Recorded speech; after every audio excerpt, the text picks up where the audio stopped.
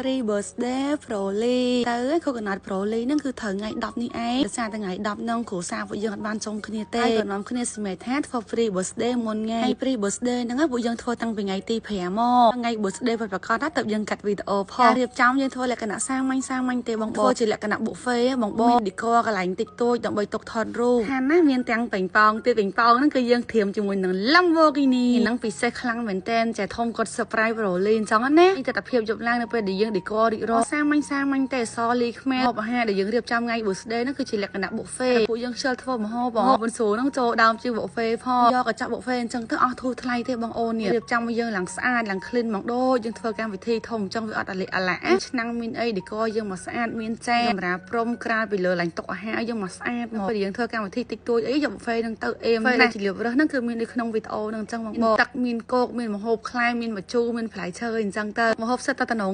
សំបីប្រភេទស្លាប់មាន់ពងផ្លូវមាន់ពងក៏មានដែរមានទាំង oyster ស្រស់ទៅដល់និយាយទៅមានមួយសែតមួយឆ្ងាញ់ហ្មងវិធីពួកយើងអត់មានធ្វើអីធំដុំទេបងឲ្យធ្វើលក្ខណៈខ្នាតតូចគ្រួសារបងប្អូននេះរាប់អានគ្នាចិត្តស្និទ្ធម៉ាននេះអញ្ចឹងណារៀបអញ្ចឹងអេហ្មងចាបញ្ចប់នោះយើងមានមីឆាមានជ្រក់ញ៉ាំមួយសាច់គោអត់ផ្លេចដែរជាមួយនឹងម្ទេសហិលញាក់ជាលាបថាមានទាំងឆាហើយមានទាំងហុយចិត្តស្រឡាញ់មួយណាដាក់មួយហ្នឹងបងអូនគាត់ចូលចិត្តញ៉ាំហិលកុំភ្លេចឲ្យសោះសាក់ជាមួយនឹងម្ទេសបោះជាលាបតែឆាហិលញាក់ស្នាដៃយាយសុនហើយនេះយាយសុនអូនថាយាយសុនហ្នឹងណាគេយាយសុនហ្នឹងណាគេហ្នឹងគឺម៉ាក់ជាលាបបកើតែម្ដងចាពេលយើងរីករាល់ហើយយើងនាំគ្នាចាប់ buffet ញ៉ាំទៅស្រឡាញ់អីញ៉ាំហ្នឹងទៅយើងធ្វើជា buffet អញ្ចឹងចំណេញមួយយ៉ាងមកបាច់ហត់ធ្វើខ្លួនឯងជិ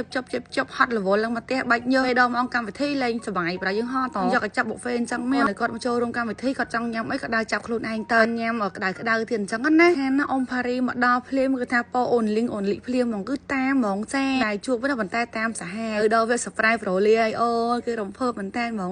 ដោយសារតែបងថ្លៃជាលៀបហ្នឹងគាត់ស្រឡាញ់ Lamborghini ហ្នឹងយូរមកចឹងចែធំមកបំពេញក្តីសម័យប្តីជាមួយនឹង Lamborghini ជូនប្តីអូយទៅនឹងក្រៅស្អាតមែនតើឡើងតិចភ្នែកហ្មងហើយឡាន sport យើងជាអាពួកលិចទេបានឃើញស្អាតជើរើសជាមួយនឹងពណ៌ទឹកក្រូចអូយឃើញហើយមកលៀបស្រឡាញ់ហ្មងដឹងថាពេលណាមានវាសនាជិះដូចគេទេពុកក្មេងឃើញកូនបានឡានថ្មីថតផងផងសប្បាយជាងកូនទៀតជាលៀបផ្ទាល់ចាជាប្អូនថ្លៃ Broly ពិសេសថ្ងៃ coconut របស់បងថ្លាតមានអីទេមានតែបាច់ផ្កាមួយបាច់លុយ10ស្លឹកដើម្បីទុកឲ្យបងប្រុសចាក់សាំងឡានឡានចឹងបងអូននៅប្រកាសណាជាស៊ីសាំងណាចាឲ្យកដោបងថ្លៃ10ស្លឹកទៅទុកចាក់សាំងឡានទៅលេងកំពង់សោមថ្ងៃកណ្ដាលបងថ្លៃជូនពរបងថ្លៃសុខភាពល្អមានក្តីសុខច្រើន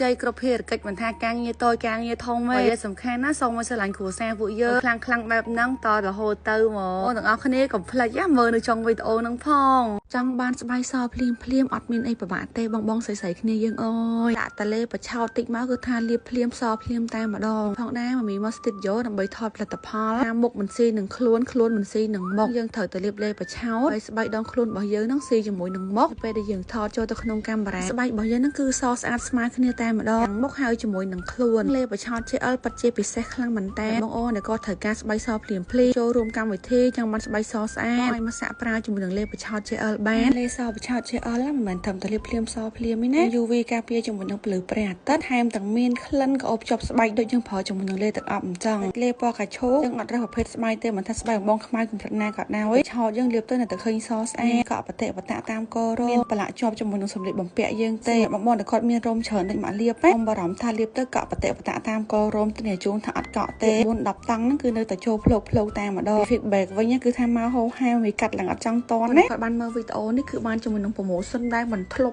មានតែម្ដងតែជាមួយនឹងលេបឆោតមួយទិញមួយថែមជូនមួយគាត់ណាបងស្ដាប់បាត់ច្រឡំទេទិញមួយថែម